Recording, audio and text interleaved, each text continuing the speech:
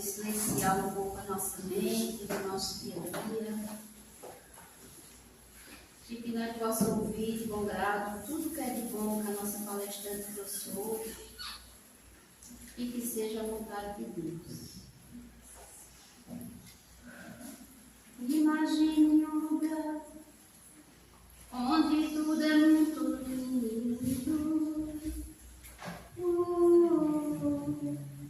Imagine um lugar onde não haverá dor, nem ódio, nem rancor. É o céu para onde eu vou. Imagine você voando com os anjos. Imagine você andando pelas ruas de ouro e de cristal, como nunca viu igual. Eu queria ir pra lá, se eu pudesse ir pra lá. Não queria voltar, só pra ver o meu rei, frente a frente com o Pai, só cantando assim: Santo, Santo é Senhor, para sempre cantarei, para sempre cantarei. Imagine você recebendo uma coroa. Imagine você falando com Abraão, Isaac e Jacó, estaremos juntos lá. Eu queria ir pra lá, se eu pudesse estar lá. Não queria voltar, só pra ver o meu rei, frente a frente com o Pai, só cantando assim: Santo, Santo é Senhor, para sempre cantaria, para sempre cantarei.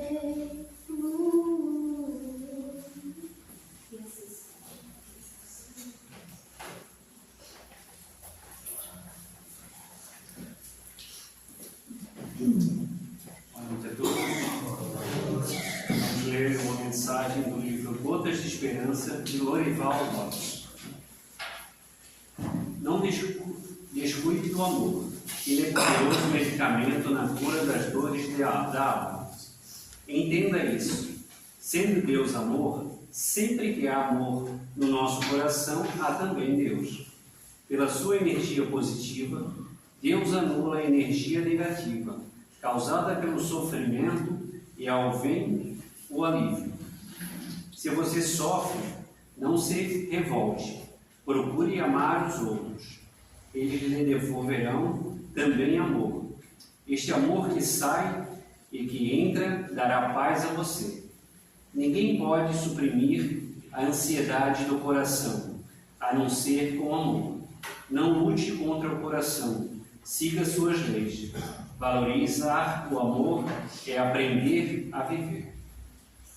Então vamos nesse momento fechar os olhos, agradecer ao Pai por mais uma oportunidade que nos dá de estarmos aqui, Pai, para recebermos um pouco das suas informações, para que possamos colocá-los em prática em prol de nossos irmãos, fazendo com isso nos melhorarmos e evoluirmos a cada dia. E assim, em agradecimento, dissemos: Pai nosso, que estás nos céus, santificado seja o vosso nome. Venha a nós o vosso reino. Seja feita a vossa vontade, assim na terra como nos céus. O pão nosso de cada dia nos dai hoje. Perdoai as nossas ofensas, assim como nós perdoamos a quem nos tem ofendido. E não nos deixeis cair em tentação, mas livrai-nos de todos os males. E assim seja. E assim damos por aberto na palestra de hoje com a nossa irmã. Obrigada. Meus irmãos, queridos amigos, uma boa noite a todos. Que nós estejamos em paz. Bem-vindos a nossa casa de oração, porque onde a gente está em tarefa, essa é a nossa casa de oração, e que a gente possa aproveitar essa meia horinha. Nós que saímos dos nossos lares, das nossas casas, com chuva, como diz os meus amigos, mas não me avisaram que é chover tanto. Então, nós estamos hoje aqui, um pouco molhados, não faz mal, um pouco mais frio, mas também não, porque vale a pena. E por que é que vale a pena? Porque o Evangelho de Jesus, a doutrina espírita, nos revigora numa fé embasada na razão, na lógica. O conteúdo da doutrina é a chave que explica muito dos enunciados do próprio Jesus.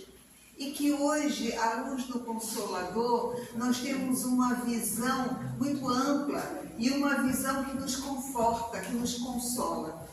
E esse conforto, esse consolo, não é porque nós vamos ganhar as coisas assim, porque a gente vai na casa espírita, porque a gente faz atendimento fraterno, porque a gente está no estudo, ou porque a gente assiste a palestra.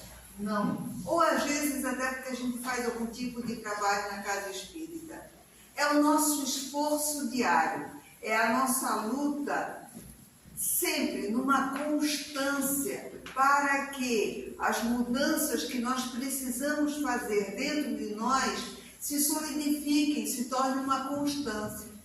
Joana de Ângeles diz que primeiro vem a disciplina para depois vir a espontaneidade. O que significa isso?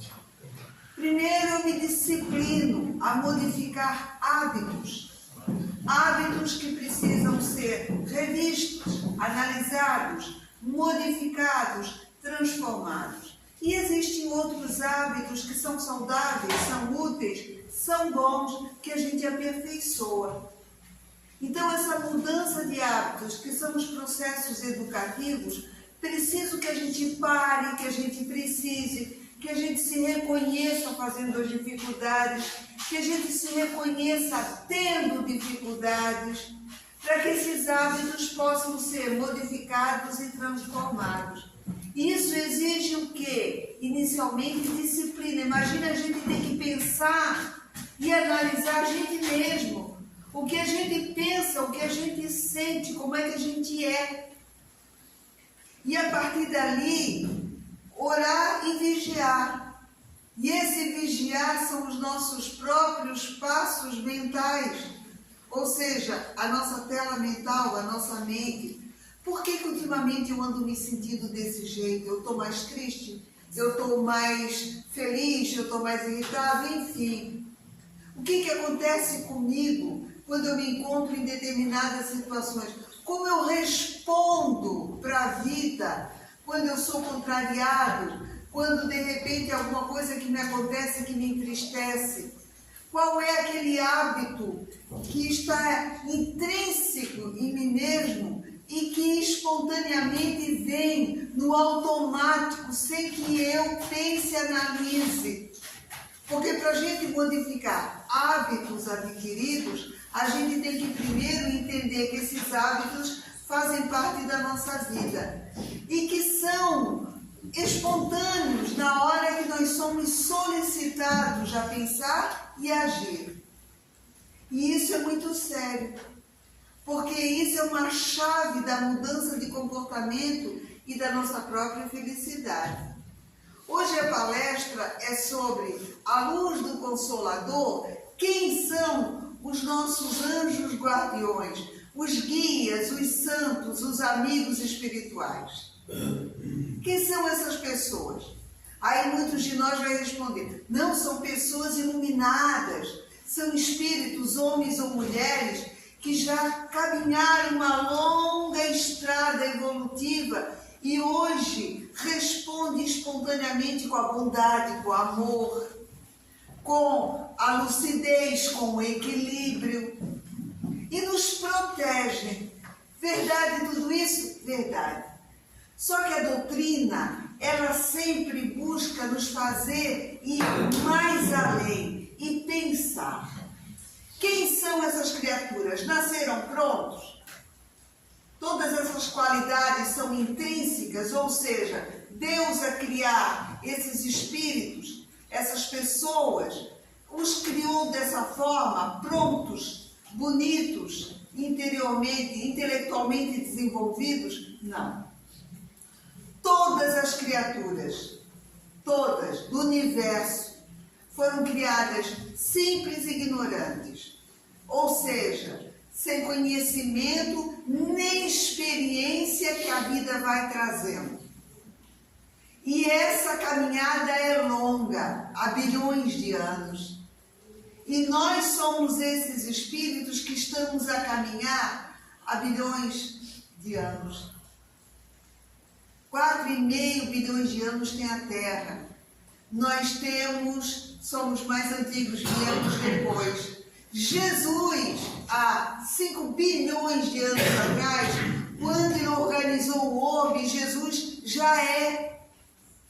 Ou seja, ele já era um espírito iluminado, um espírito com uma caminhada evolutiva longa, que proporcionou a ele, na escala evolutiva, ser um anjo, um Cristo. Ele é um guia, ele é um modelo, ele é o futuro que nós vamos um dia atingir. E espalhado por todo o universo estão essas criaturas que nós chamamos de guias, de anjos, de protetores, de amigos espirituais. Tudo pessoas, homens e mulheres, que numa longa caminhada evolutiva foram modificando hábitos adquiridos que se tornaram uma constância de forma automática. Cada hábito que a gente adquire fica automático na nossa existência. Então, tu vai pegar um carro e tu vai dirigir, tu não vai pensar que vai abrir a porta, que agora vai colocar a chave na ignição, que vai pegar na direção ali do carro, que vai acionar a marcha, primeira, segunda, terceira marcha. Nós pura e simplesmente fazemos. Eu não sei dirigir, mas os que sabem, torna-se automático. Então é um hábito adquirido que se tornou automático. Assim como piscar, assim como caminhar. Então, durante bilhões de anos, a humanidade da Terra foi adquirindo hábitos que se tornaram automáticos e que são bons para a nossa sobrevivência. Agora, tem hábitos automáticos que nós adquirimos há séculos e milênios e que precisam ser revistos, analisados, modificados, aperfeiçoados.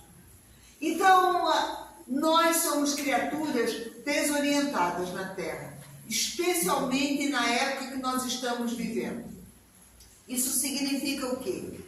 Que a pessoa que está desorientada, ela não tem um rumo, ela não tem uma direção. Ela pode acordar de manhã e trabalhar, ser assídua, não falta, pode ter inclusive a sua religião, ter família.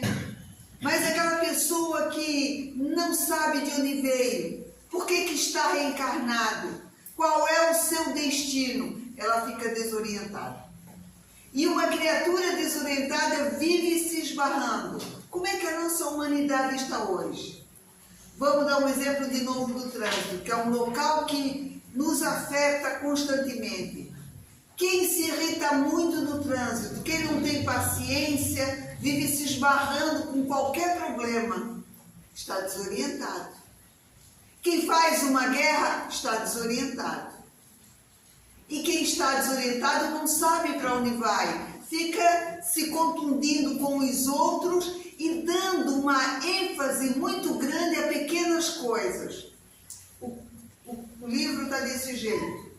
Aí a pessoa entra na casa espírita e diz, está vendo? Olha do jeito que está, ó. Alguém teve aqui e mexeu. Aquilo pode deixar a pessoa irritada.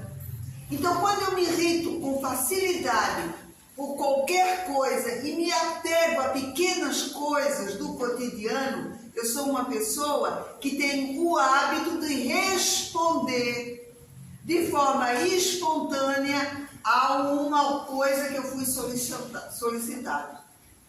Então eu vejo tudo, eu olho tudo Eu analiso as pessoas, eu analiso as coisas, eu tenho um sentimento de crítica muito grande e eu me apego às pequenas coisas que me tiram do sério.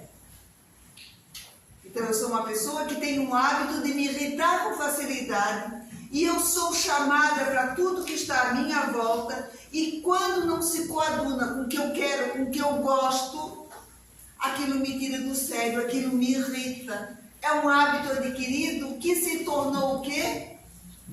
Uma constância na minha vida. E eu respondo sempre da mesma forma. É aquela pessoa que está tudo bonito, mas ela olha e diz, olha aquele cantinho lá, ó. Olha o que está lá. Esqueceram.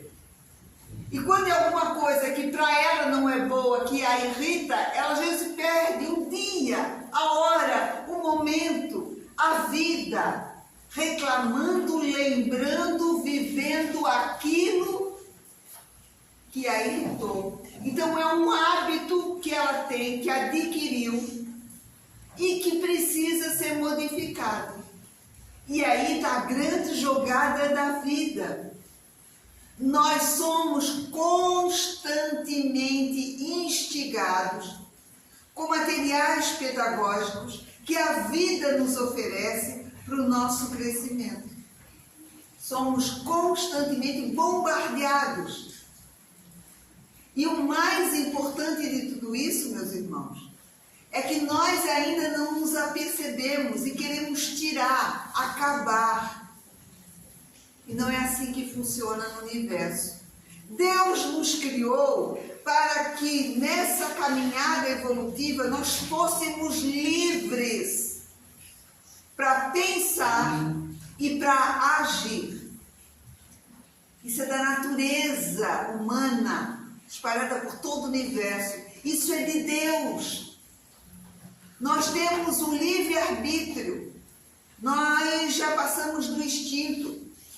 Nós temos hábitos adquiridos nessa longa e árdua experiência de viver, reviver, viver e reviver muitos séculos e milênios.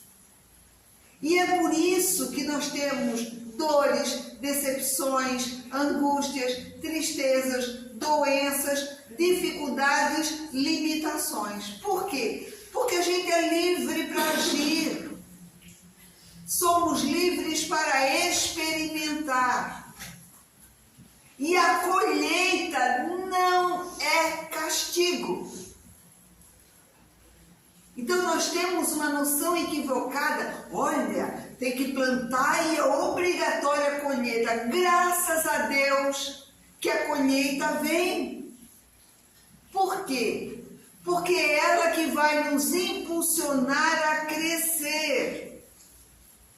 Então vejam, uma pessoa que se irrita durante o dia com pequenas coisas. Essa pessoa vai colher o quê? Um estresse, uma dor de cabeça, uma dor no estômago, pessoas que se afastam. E aí o que acontece? Se ela não se dá conta que esse tipo de dificuldade que é automático na sua vida, que ela responde desse jeito, na verdade não é um castigo, o que ela sente, o mal-estar, a dificuldade, a irritabilidade. Não! É um sinal que a vida está dando a ela nessa colheita do plantio, que é esse jeito de ser irritadiço, ou esse jeito de ser milindrado, que o milindre é o orgulho ferido, essa tristeza por não enfrentar as dificuldades, esse medo, esse pavor da vida. Se a gente não presta atenção na colheita que esses sentimentos trazem, a gente não cresce. Então não é castigo. E essa colheita pode ser do passado ou do presente. Vamos supor que eu descobri agora que eu tenho uma doença grave e que vai me requerer mudança na minha rotina. Mudanças às vezes drásticas. Eu vou ter que pedir para alguém me ajudar, eu vou ter que solicitar exames. Se eu não tenho mais plano de saúde, eu vou ter que buscar o SUS. Isso vai dar trabalho. Isso vai modificar a minha rotina. E aí? E aí não é colheita castigo, para mim ter que reparar o dano que eu fiz. Não! O dano foi feito a mim ou a outrem. E eu agora recebo da vida material pedagógica. Olha só que maravilha! E depois de um certo tempo, alguns anos, eu vou dizer, abençoada doença que me modificou, puxou meu tapete, eu saí da zona de conforto, eu agora tenho mais dificuldades, mas eu aprendi a ser resiliente, eu conheci outras pessoas, eu dei valor para aquela espera lá no SUS de uma lista imensa, aprendi a reclamar menos e agradecer mais. Então vejam que colheita, na verdade, é toda uma engrenagem, é toda uma programação divina para que os filhos de Deus possam crescer e evoluir. Uma criatura que está numa zona estagnada de não mudança da sua rotina em absolutamente nada, essa pessoa vai sofrer muito no passado, que ela vai dizer, por que Deus não me mandou desafios?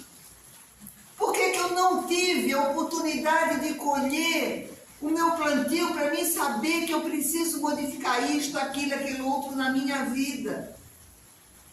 Porque uma pessoa que muda, uma pessoa que vai para o novo, para a transformação e vai para a dor, e aí é que vem a beleza de nós todos os filhos de Deus. Porque a felicidade não é deste mundo, sim, não é desse mundo da ignorância, da acomodação. A felicidade é o mundo da mudança, da transformação, que a dor, a dificuldade, o desafio vai requerer da minha vida. E o que é a infelicidade? É quando eu me abandono. Eu não dou valor para a colheita. Não vejo que ali é o grande momento da minha vida. E que independente de toda a transformação, do tapete que puxaram no meu local de trabalho, na minha vida, do pouco dinheiro que eu estou ganhando agora, eu tenho que economizar, estou fazendo conta. Antes não precisava. E eu tenho que ficar com esse celular que está capenga, mas eu estou vendo que eu dou conta de viver com as restrições que agora eu tenho. Por quê? Porque eu estou aprendendo nuances que passavam desapercebido, ou, o que é mais importante, a gente aprende com a dualidade. Abundância, restrição. Aí eu dou valor para a abundância, não, eu dou valor para a disciplina daquilo que eu preciso ter, que é o necessário para mim. E mais ainda, por que é que o sofrimento vem, que a dificuldade vem? A colheita é para quê? Para que eu fique sofrendo? Para que eu diga que é meu karma? Que é pela lei de causa e efeito que eu tenho que passar por tudo isso? Não. É porque eu tenho que desenvolver a inteligência e o raciocínio e buscar a mudança, a transformação para aquele estado de coisas que eu estou passando. Eu tenho que agora pesquisar, analisar, economizar, buscar, estudar. É para isso que a gente existe. Desenvolver raciocínios, desenvolver inteligência, buscar solução para as dificuldades que nós vamos ter, que é a colheita, abençoada colheita.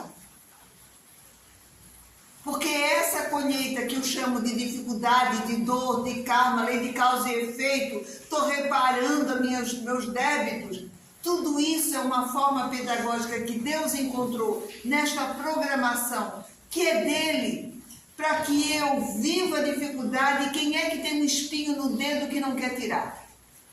Ai, o que foi? Espinho no dedo. E por que tu estás com esse dedo nessa posição e reclamando? O espinho no dedo é para tu tirar.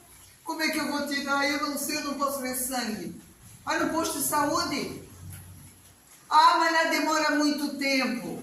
Vai lá e diz que é urgência. Não vão dizer porque é só um espinho. Se eu ficar nisso, daqui a pouco eu estou doente e o espinho infeccionou, criou pus, e aí eu tenho que amputar o dedo. Então quem tem um espinho, que na verdade é a colheita, essa criatura tem que estudar a melhor maneira de passar pela dificuldade, de passar pela dor com aprendizado e solucionar dentro do possível o seu problema. Vê se isso não é ser tratado com distinção, com amor, para que a gente tenha honradez, dignidade, dizer eu sou um filho de Deus. Eu experimentei a vida, eu experimentei e eu colho. E essa colheita é às vezes doída, mas é como Deus quer que eu faça para melhorar essa situação adversa. Porque Ele vai me fazer pesquisar, conhecer pessoas, andar, olhar para o lado. Porque quando a gente se entrega e a gente não entende que a colheita é o bálsamo. Por quê? Porque lá no Evangelho diz, a dor é o remédio. Porque quando ela vem, vai mostrar que nós somos as dificuldades que nós temos que gerar uma dor. E aquilo que gerou a dor precisa ser o quê? Modificado e transformado. Porque se eu não modificar, não transformar, ficar com o dedo esticado, porque eu tenho um espinho no dedo, que simboliza hipoteticamente as nossas dificuldades, às vezes eu vou para o suicídio. E às vezes eu vou para a loucura. Tem pessoas que enlouquecem. São as tais das doenças mentais, que agora não se fala em outra coisa, que a gente tem que cuidar das doenças mentais. Então, quando o ser humano não abençoa a colheita, que é fruto da sua experiência, e que ela tem que ser muito bem-vinda, sim, porque vai mostrar exatamente o patamar que eu me encontro. Por quê? Porque no próprio problema nós vamos ter a solução. E a solução requer pesquisa. A solução requer estudo. A solução requer uma constância. A solução requer carregar a cruz, a dificuldade e, ao mesmo tempo, trabalhar para que a vida seja melhor. Porque todos os habitantes da terra, nós estamos com espinhos no dedo. Todos os habitantes da terra estamos colhendo o fruto que a gente adora para se lamuriar, fruto amargo do plantio. Não! O fruto doído e doce do plantio, que vai fazer com que eu me torne uma pessoa melhor. E para que é que eu estou aqui? Para tirar o espinho do meu dedo e proporcionar aos meus semelhantes condições favoráveis para eles crescerem e evoluírem. Por quê? Porque o espinho do dedo dele, quem vai ter que tirar é ele. Mas eu posso ser um instrumento útil na vida dele para que ele se aperfeiçoe, para que ele aprenda, para que ele vá, para que ele se estimule a tirar o quê? O espinho do dedo dele. Olha a inteligência da divindade. Nós temos que ser pessoas que estamos lutando constantemente para tirar os espinhos dos nossos dedos, para não sermos levados de rondão pela vida, para o suicídio, ou para a loucura, ou para a inércia. E ao mesmo tempo nós temos que ser uma presença benéfica na vida do nosso semelhante. Para quê? Para que ele também tire o espinho do seu dedo. Então, cada vez que eu faço algo de útil, por quê? Porque trabalho é alguma coisa útil e trabalho é caridade. Então, cada vez que eu dou um agasalho, cada vez que eu levo um alimento, cada vez que eu dou carona para a amiga lá para vir dar palestra, isso é alguma coisa útil. E caridade é trabalho útil. Porque beneficia ajuda o outro, faz o outro crescer, faz o outro evoluir, faz o outro tirar o espinho do seu dedo. Eu não reclamo do meu espinho, estou lutando para vencer o meu espinho e, ao mesmo tempo, eu estou ajudando os outros a tirarem os seus espinhos. E aí, na economia do universo, eu não vou ser mais um no planeta desorientado. Quando a gente vai no posto de saúde, no hospital, que a gente bateu com a cabeça, que a gente fica meio zonzo, eles começam a ver se a gente está orientado ou desorientado. Quantos dedos tem aqui? Como é que é o teu nome? Como é que foi o acidente? Não, aí a enfermeira escreve lá, está orientado, sabe tudo direitinho responder. Quando ele não sabe para onde vai, quem é, o que vai fazer, ele está desorientado. Então nós temos que nos orientar. Ou seja, Deus quer que assim seja. Deus quer que a gente tenha livre-arbítrio, inteligência.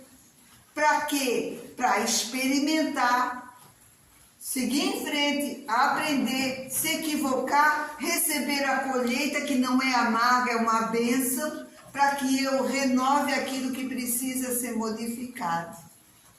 O que é a felicidade já nesse mundo?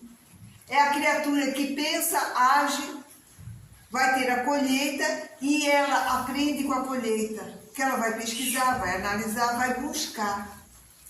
E é por isso que existem os anjos guardiões que a doutrina tanto fala, os guias espirituais. Imagina um local onde todas as pessoas tivessem o mesmo grau de evolução. Alguém ia crescer? Não. Porque ia estar todo mundo no mesmo patamar. Se todo mundo irritadiço, ia ser uma tristeza, né? Todo mundo se matando, se batendo. Então, quando alguém mais evoluído está junto de nós, os anjos protetores, os guias espirituais, aqueles encarnados ou desencarnados, eles nos auxiliam a tirar o espinho do dedo. Não fazem por nós, mas nos auxiliam. E nós queremos ser anjos da guarda na vida de quem? De todas as outras criaturas, que não estão pronto, mas auxiliam a tirar. Porque o anjo também está aprendendo, está evoluindo, está crescendo, a não ser que já esteja naquele último patamar como Jesus.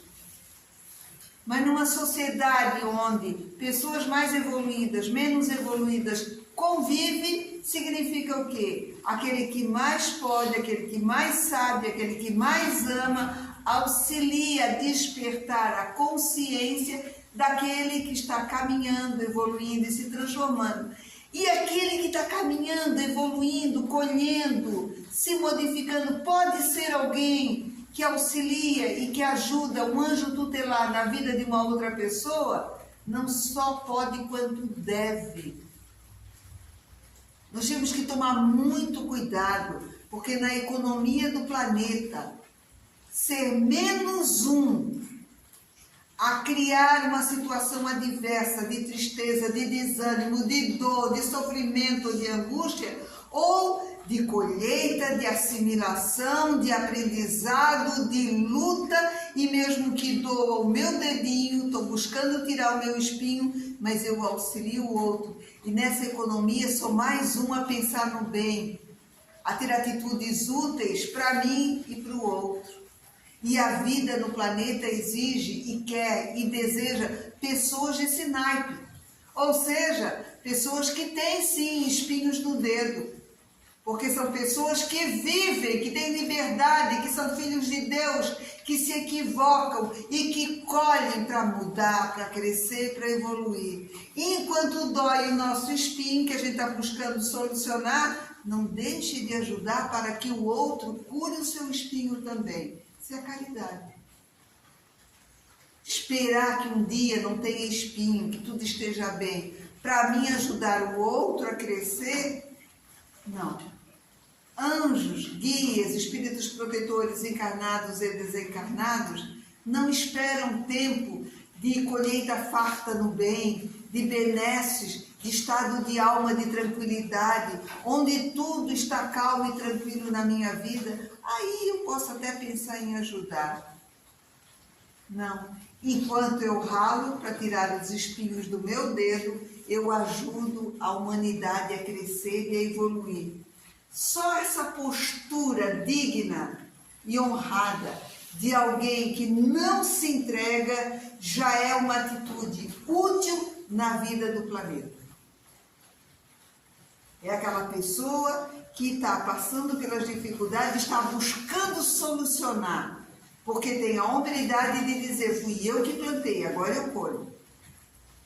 E se veio desse jeito é porque tem algo de belo, de grande, de transcendente, que eu preciso aprender com essa jornada. E eu vou aprender. Por quê? Porque quanto mais eu aprendo, mais eu sei, mais eu posso ajudar, contribuir para que a vida seja melhor. Então esse é o papel dos anjos tutelares espalhados por todo o universo. Estão na luta consigo mesmo e estão ajudando os planetas, a vida, a se recompor. E é tão bom a gente encontrar pessoas assim, né? Nossa, tem uma vida, olha, difícil. Ai, mas daí o espírito já diz, coitado, que karma. Coitado, ó, devedor, o que será que não fez na vida passada? Não é assim que a gente vive. A gente olha alguém que está passando por dificuldade, não é um devedor, não é um próprio coitado, não é um karma. É alguém que, porque Deus quis que assim fosse, lutou, viveu, se equivocou, aprendeu e está na vida. E se a gente vê que essa pessoa está lutando para vencer-se, para adquirir hábitos novos, Kardec já dizia, educação é adquirir hábitos novos. E um hábito novo na nossa vida é de não reclamar, é de trabalhar. Trabalhar por nós e trabalhar à nossa volta. Que a gente possa sair daqui pensando como Deus é bom, que permite que a gente seja livre, que tenha a liberdade de escolha e que depois a colheita não é castigo, é material pedagógico de crescimento, para que eu dê um passo à frente. E enquanto eu faço isso, eu posso trabalhar em prol do lugar onde eu vivo, com certeza.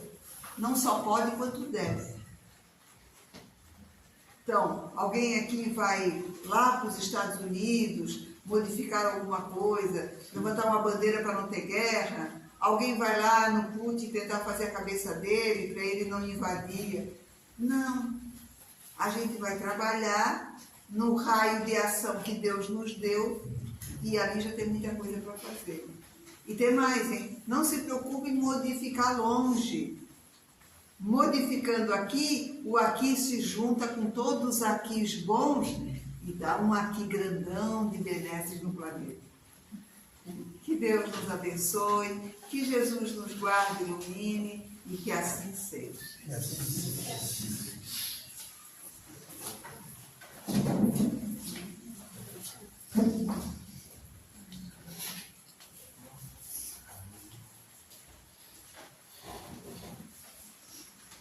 Então vamos manter nosso pensamento ligado a Deus, nosso Pai, agradecer a palestrante, Deus te abençoe.